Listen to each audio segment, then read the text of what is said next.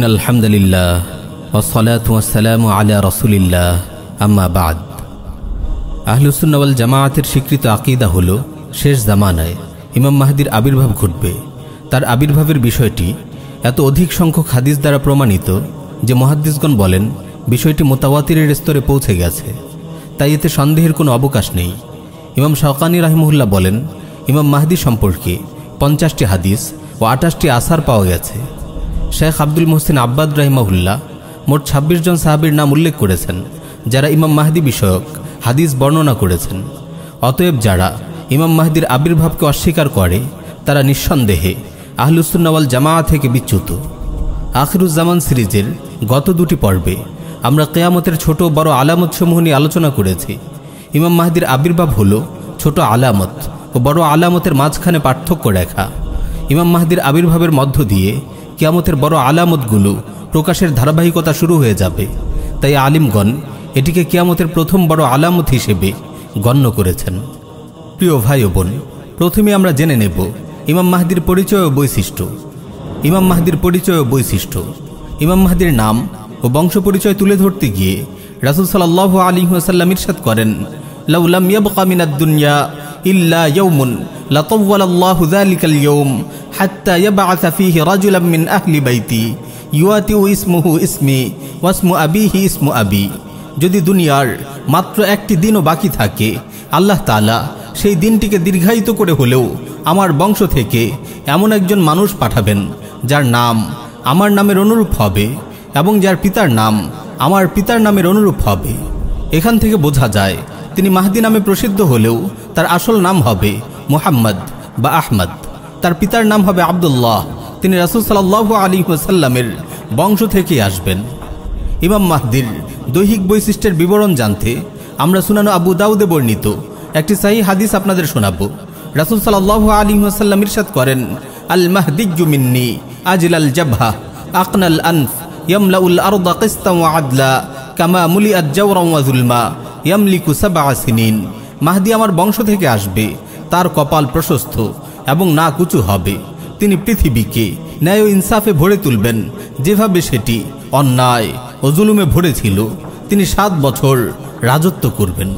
প্রিয় ভাই ও বোন, মুসলিম উম্মার এই দুর্দিনে আমাদের মনে বারবার উকি দেয় ইমাম মাহদির কথা। মনে বারবার প্রশ্ন জাগে, তিনি কে হবেন, কেমন হবেন, কবে তিনি আসবেন।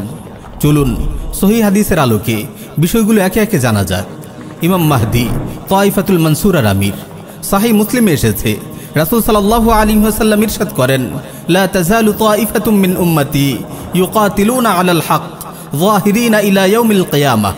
قال فينزل عيسى ابن مريم صلى الله عليه وسلم فيقول أميرهم تعال صل لنا فيقول لا إن بعضكم على بعض أمراء تكرمة الله هذه الأمة। আমার উম্মতের একটি দল কিয়ামত পর্যন্ত হকের পক্ষে লড়াই করতে থাকবে এবং তারা বিজয়ী থাকবে। তারপর ঈসা আলাইহিস সালাম অবতরণ করবেন। তখন ওই দলটির আমির তাকে বলবেন, আপনি সালাতের ইমামতি করুন। ঈসা আলাইহিস সালাম বলবেন, না, তোমরা একে অপরের নেতৃত্ব দেবে।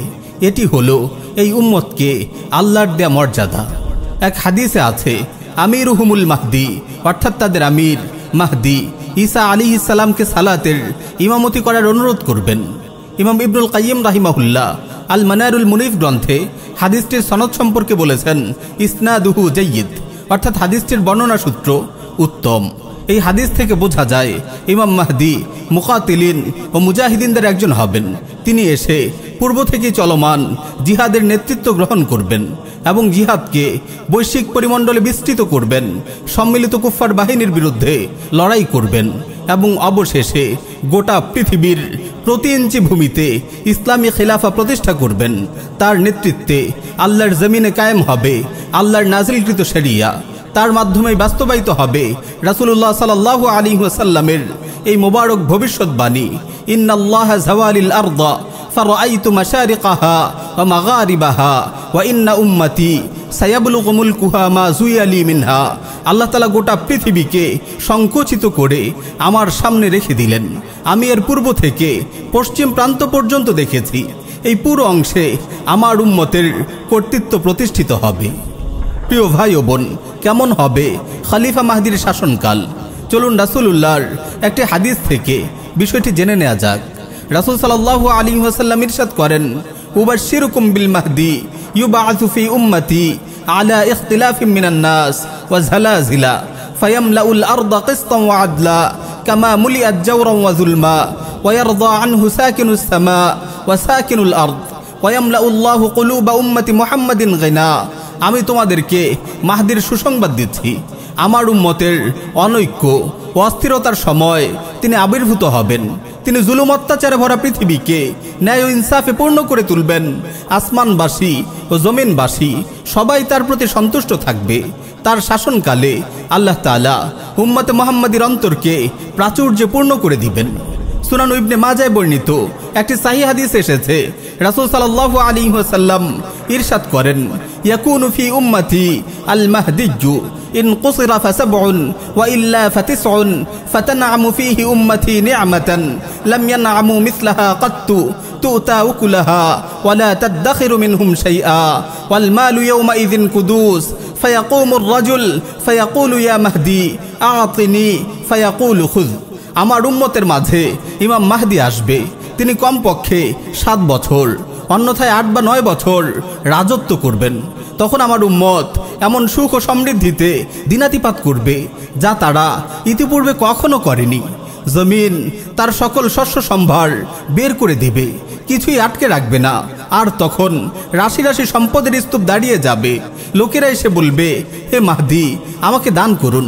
তিনি বলবেন, যত খুশি নাও। কখন আসবেন ইমাম মাহদি? প্রিয় ভাই ও বোন, এই সিরিজের প্রথম পর্বে আপনারা জেনেছেন কিয়ামতের প্রায় সব ছোট আলামতি ইতিমধ্যেই প্রকাশিত হয়ে গেছে।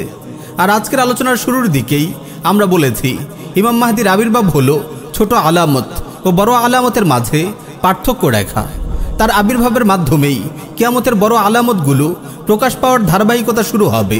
তাই গবেষক আলিমদের মতে ইমাম মাহদির আবির্ভাবের সময় ঘনিয়ে এসেছে। কুফর, শিরক ও জুলুমের সাম্রাজ্য যতই বিস্তৃত ও সর্বগ্রাসী হচ্ছে, ইমাম মাহদির আবির্ভাবের সময় ততই কাছে চলে আসছে। অনেক বিভ্রান্ত লোক ইমাম মাহদি আগমনের দিন তারিখ পর্যন্ত বলে ফেলেন। নির্দিষ্ট করে এরকম কিছু দাবি করা জাহালাতের পরিচয়। কারণ কোরআন সুন্নাহ থেকে ইমাম মাহদি সম্পর্কে যতটুকু জানা যায়, এর মাধ্যমে দিন তারিখ নির্ধারণ করা অসম্ভব। ইমাম মাহদির সঙ্গে কারা হবেন? ইমাম মাহদির বিষয়টি নিয়ে অনেক ভাইদের মাঝে বাড়াবাড়ি ও ছাড়াছাড়ি দেখা যায়। অনেক বিভ্রান্ত ভাই মনে করেন ইমাম মাহদি আসার আগ পর্যন্ত ইআদাদ ও জিহাদের ফরজিয়াত আদায় করার দায়িত্ব তার নেই। অনেক ভাই চার দেয়ালের ভেতর তাত্ত্বিক দিন চর্চা করে তৃপ্তির ঢেকুর তুলেন আর বলেন ইমাম মাহদি এলে তিনিই সবার আগে ইমাম মাহদির দলে যোগ দেবেন। আবার অনেকেই নববী মানহাজ থেকে সরে পড়ে নানা অনইসলামিক পন্থায় দিন কায়েমের স্বপ্ন দেখেন। সেই সঙ্গে কোমর বেঁধে ইআদাদ ও জিহাদের বিরোধিতা করেন। আবার এই অদ্ভুত দাবিও করেন যে ইমাম মাহদি এলে তিনিই সবার আগে তার দলে যোগ দেবেন। আল্লাহ এসব ভাইদের হিদায়াত দান করুন। প্রিয় ভাই ও বোন, ইমাম মাহদি এসে তার কারামতের মাধ্যমে পুরো পৃথিবীকে চোখের পলকে বদলে ফেলবেন এমন কোনো কথা কোরআন সুন্নায় নেই। দুনিয়া দারুল আসবাব, যেমনটি আমরা পূর্বেও বলেছি, ইমাম মাহদি এসে তায়েফাতুল মানসুরার নেতৃত্বভার গ্রহণ করবেন এবং জিহাদকে বৈশ্বিক পরিমণ্ডলে বিস্তৃত করবেন। জিহাদ ও কিতাল ফি সাবিলিল্লাহর মাধ্যমেই তিনি গোটা পৃথিবীতে খিলাফা আলা মিনহাজিন নবুয়া প্রতিষ্ঠা করবেন। তিনি এসে দাড়ি পাল্লা কিংবা মিনার মার্কায় নির্বাচন করবেন না। রাস্তায় কর্মীদের নিয়ে বিক্ষোভ মিছিল করবেন না। ইমাম মাহদি যেই মানহাজ ও কর্মপদ্ধতি অনুসরণ করে খিলাফা আলা মিনহাজিন নবুয়া প্রতিষ্ঠার সংগ্রাম করবেন, সর্বকালে সর্বযুগে সেই মানহাজ ও কর্মপদ্ধতি আমাদের জন্য অনুসরণীয়। তায়েফাতুল মানসুরা সম্পর্কে আমরা আলাদা কোনো পর্বে বিস্তারিত আলোচনা করব ইনশাআল্লাহ। ইমাম মাহদির মানহাজ কুফরি গণতান্ত্রিক মানহাজ নয়। তার পথে চলা অত সহজ নয়, কারণ তার পথ দাওয়া ইআদাত ও জিহাদের পথ। যেই পথের পদে পদে ওত পেতে আছে বিপদ, মুসিবত ও কুরবানি। এমনকি তার কাফেলায় সামিল হওয়ার পথও অত সহজ নয়। এই হাদিসে হয়তো এদিকে ইঙ্গিত করা হয়েছে, ফাইযা রাআইতুমুহু ফাবাইউহু ওয়ালাউ হাবওয়ান আলা সালজি ফাইন্নাহু খলিফাতুল্লাহিল মাহদি। তোমরা যখন তাকে দেখবে তখন বরফের উপর হামাগুড়ি দিয়ে হলেও তার বায়াত গ্রহণ করো, কারণ তিনি খলিফাতুল্লাহ মাহদি থাকবেন। এই হাদিস থেকে বোঝা যায় এই দলে যোগ দেয়া খুব একটা সহজ হবে না। ইআদাদ ও প্রস্তুতি ছাড়া তার দলে শামিল হওয়া বড়ই কঠিন হবে। প্রিয় ভাই ও বোন, নবুয়তের যুগ থেকেই শুরু হয়েছে ইআদাদ ও জিহাদের কাফেলার পথ চলা। এখনও সেটি চলছে, কিয়ামত পর্যন্ত চলতে থাকবে। শেষ জামানায় ইমাম মাহদী হবেন এই কাফেলার আমির। সুতরাং ইমাম মাহদীর আবির্ভাবের আশায় হাত গুটিয়ে বসে থাকার কোনো সুযোগ নেই। আল্লাহ যখন ইচ্ছা করবেন তিনি আসবেন। তবে দাওয়া ইআদাদ ও জিহাদের পথ ধরে মুসলিম উম্মার পথ চলা অব্যাহত থাকবে ইনশাআল্লাহ। আল্লাহ যখন ইচ্ছা করবেন তিনি আসবেন। তবে দাওয়া ইআদাদ ও জিহাদের পথ ধরে মুসলিম উম্মার পথ চলা অব্যাহত থাকবে ইনশাআল্লাহ।